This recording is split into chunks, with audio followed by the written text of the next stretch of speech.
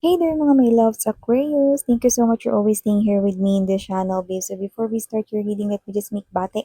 Hi and hello din sa mga bago nating subscribers. Welcome newbies. Ako po si Yan at you can also bring here your other loved ones, friends, jowa, secret admirer, and crush. Kasi baka yan ay meant to hear din nila, no? You can also bring your family dito, no? If you want. And yes, sa akin mga returning viewers, thank you sa inyong walang sawa ritong pagtangkilik, no? And yes, kung hindi niyo pa knows mga mahal, mayroon pa po tayong other channel.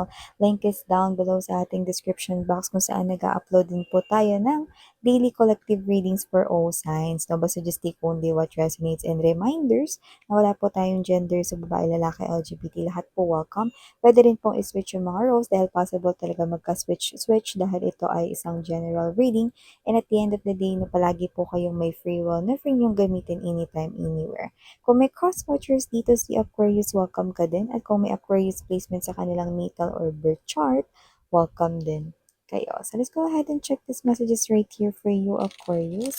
Archangel Michael, thank you so much. Together with the angel guides, can we get messages for Aquarius, please? What does Aquarius needs to know? Can you please show me? Aquarius. Messages for Aquarius, please. Mga mensahe para kay Aquarius.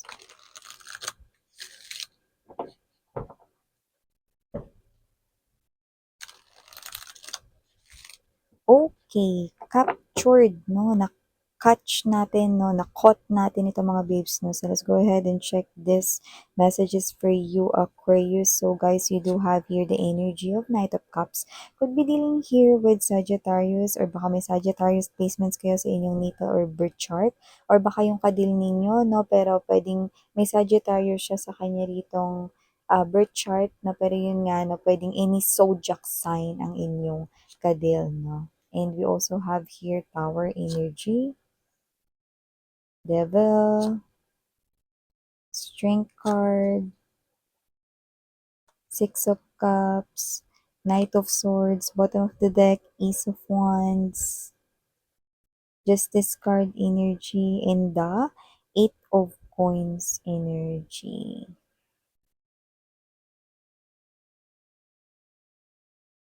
New love ang nakikita ko rito, no? Bagong magkaka-interest sa inyo. Pero wait, possible na kayo ay meron ng kakonek, pwedeng meron kayo ritong boyfriend, girlfriend, no? Meron din ditong energy mga babes, so na posibleng maguluhan kayo, no, with your relationship or with your connection with your person because of this someone here na paparating. Uulitin ko lang, hindi yan para sa lahat, no, pero baka kasi mga babes na yung iba, hindi nyo palang ma-realize agad-agad, no, dahil this is something here na parang magmo-move or magsiswade sa inyo, no? Dahil kung sino man itong bagong makikilala mo, no, possible na um, magpakita siya rito ng mga actions kung saan parang mafe-feel mo na may gusto siya sa'yo or whatsoever, no? Pero kung sino man siya, possible na may itsura din siya rito at nakadagdag pa ito, no? Plus yung kanyang mga actions, no? Pero hindi ko naman nakikita na talagang papatulan niyo siya or whatever, no? At hindi rin naman siya yung klase ng energy na basta na lang maninira ng relationship, no? Dahil nakita ko yung background nitong tao na to, no? Possible na laki yan sa pamilya kung saan lalo na baka yung mama niya or ate niya yung nagpalaki sa kanya, no, or yung lola niya, no, something na nasa family nila, no, na posibleng ino-honor niya so much, no. So, hindi siya para manakit ng damdamin. This is not a player type of energy, but this is someone here na parang very good catch, no. Pero yun kasi meron ka ng other person dito, so possible na maging crush niyo lang siya. Pwede naman yun, no. Pero yun nga, at first, parang feeling mo, ano ba tong feelings na to? Ito ba ay dapat mabahala ako or ito ba ay pwedeng mauwi ng love mo? So, depende, pero if this is your reading, mukhang hindi naman because you love your person kung sino man yung kakonek mo. Baka may asawa ka na, may girlfriend, boyfriend ka na, no? So, pwede mo siyang idagdag, no, sa mga crush mo. Ituring mo siyang celebrity crush, parang ganun, no? Na hanggang crush mo lang, yan. Pwede naman yun, inspirasyon, di ba? So, maliban dyan, no, Aquarius, kaya kasi baka pwedeng yan yung bago sa trabaho ninyo, o baka kayo yung bago dyan, no? Pwedeng may makasalamuha kayo na isa pang bago, or baka yan ay galing sa ibang department, no? Pull out, no? May mga ganun. 'di ba? So, maliban diyan nakakita rin tayo ng energy dito Aquarius 'no, kung saan meron ditong manonorpresa sa inyo at ito yung klase ng surpresa mga babes 'no, na hindi niyo magugustuhan. Kasi Aquarius 'no, bakit hindi niya magugustuhan yung surprise ang dala-dala niya rito 'no? Kasi kung ano man yung sasabihin niya 'no, parang siya lang yung natuwa. Ewan ko kung sino yan, pero may energy na kilala mo yan 'no, at kung sino man siya parang alam mo rin na ganyan yung ugali niya. So, may klase siya ng ugali na dire-diretso lang siya magsalita 'no, basta happy siya tuloy-tuloy yung kwento niya 'no. Pero para sa'yo 'no, hindi ka aya-aya 'no, kasi parang 'pag nagkukuwento siya rito 'no, it's either natutuwa siya sa hindi magandang nangyari sa iba or natutuwa siya rito kasi parang meron dito mga babes 'no, na feeling niya, um, meron ditong ibang tao 'no, na parang naghiganti siya do'n tapos nag-work yung paghiganti niya 'no, ta's yun yung kinukuwento niya, "Ay naku, buti na lang talaga gano'n nangyari sa kanya 'no." Aquarius, yan parang gusto niya pa ritong maghanap ng kakampi 'no, or whatever na, "Ay naku, naalala mo ba si ano, naku buti na lang talaga." Yung mga gano'n 'no. Or, "Di ba kilala mo si ano, alam mo kung ano nangyari sa kanya ngayon?" Yan 'no, parang ikukuwento niya sa'yo, excited siya or may balita siya sa'yo 'no, pero siya lang yung natuwa. Parang may gano'n, na parang may nangyaring hindi maganda sa ibang tao ta's ikinatuwa niya 'yun, tapos kinukuwento niya sa'yo or 'yun yung ikukuwento niya 'no, 'yun yung pa-surprise niya rito na parang feeling niya siguro magugustuhan mo 'no or magre-react ka rito 'no, pero 'yun nga nung nakikita ko rito, alam na alam mo na ikukuwento nito, hindi na naman maganda, 'yan 'no. Puwedeng, isa 'yan sa mga tao na nasa buhay mo na puwedeng kamag-anakan mo 'yan, puwede rin naman na kilala mo siya 'no, from childhood mo 'no, iba naman puwedeng matagal mo na 'yan na isa sa mga friends mo, 'yan. Puwedeng kahit sino 'yan na kilala mo 'no. And eto nakakita rin ako ng energy rito 'no, na meron din ditong ex na magbabalik sa buhay ng iba sa inyo. For some reason, lalo na kung single ka, may chance na baka kiligin ka pa sa kanya lalo na kapag naging closer kayo. At ito ay puwedeng random na mangyari 'no, kung saan possible na ito ay sa public, 'no?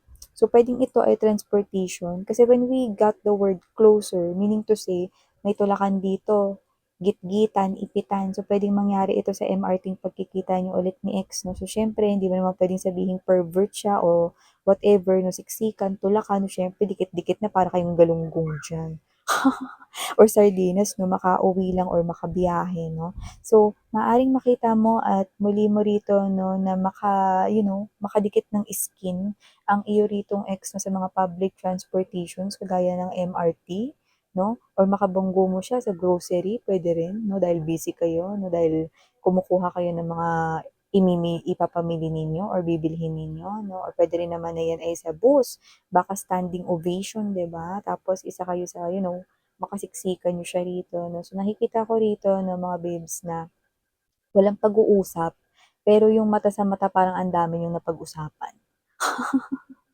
So, nakita ko rito na matatapos 'yan ng hindi kayo mag-uusap 'no, pero after ng, encounter na 'yan 'no, the night 'no, after ng encounter na 'yan 'no, you will definitely think about each other and what's gonna happen next, I don't know, but hopefully makuha natin 'yan dito sa susunod. Pero possible na magkaroon ng sanga-sangang thinking dito na parang, "Uy, yung ex ko yun gumanda siya.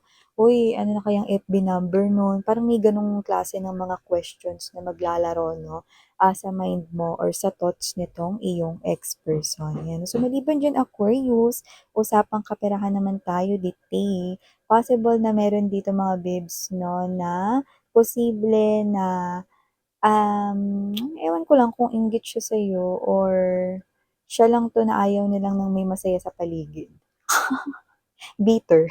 Kung sino man kasi siya rito, parang meron ka ditong magagawa na parang simpleng bagay lang naman, pero parang nakakuha ka ng compliment sa trabaho, 'no? At nakita ko rito mga babes 'no, na siya, iba na yung inisip niya dun, parang parang yun lang, eh, ka-compliment-compliment ba yun? Yun yung nasa thoughts niya, 'no? Pero kung sino siya 'no, puwedeng plastic din ito at hindi niya binabanggit sa inyo ng diretso 'no, pero maaaring nakarinig siya rito ng someone na nagpuri sa'yo or pumuri sa ginawa mo 'no, 'yan. And I think kaya gano'n yung energy niya rito, puwedeng mas higher up pa nga 'no, or baka boss mo 'yun, or baka supervisor 'yun, or manager yung pumuri sa inyo 'no. So, nakita siya rito ng energy na posibleng, feeling niya sip-sip kayo or whatever 'no. Pero yun nga, nakita ko rito na yung pagbati sa inyo ng higher rank, kasi may energy ng higher rank din dito. Possible na bigyan pa kayo ng another task 'no, related diyan sa inyong nagawa 'no, at posibleng magkaroon kayo ng incentives 'no, like pera makukuha ninyo. Puwedeng i-add sa inyong sahod or income 'no, so 'yan. Meron ditong energy ng medyo plastic.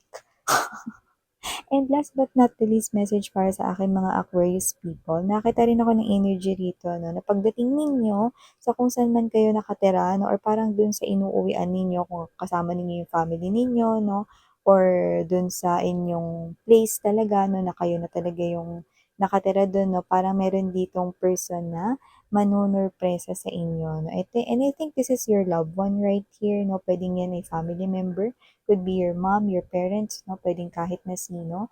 Pero kung sino man 'yan 'no, parang alam mo yung energy na parang nawala yung pagod mo nung nakita mo siya 'no. Parang kunyari kayo 'to na kung you're living independent 'no, kayo nagluluto ng sarili niyong pagkain, pagdating niyo andun na, may pagkain na, nakahatag na sa mesa, nakalatag na gano'n 'no.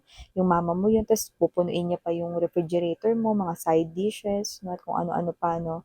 Pinag-grocery niya kayo. Na iba naman baka 'yan yung iyong person dito na sinurpresa kayo kasi baka may susi din siya, 'di ba? So, siya na yung naglagay ng, nagluto, naglagay ng mga pagkain sa mesa 'no. So, parang yung energy ninyo 'no, yung gagawin ninyo nagawa niya na 'no, kung may lalabhan pa kayo, nalabhan niya na, yung mga gano'n. Very maayos lang at parang napawi yung pagod niyo. So, yan mga gusto mga mensahe here for you, Aquarius. Thank you so much. Again, I'm Yuriana Oni, Sarang Heal, Love and Light. Ayun.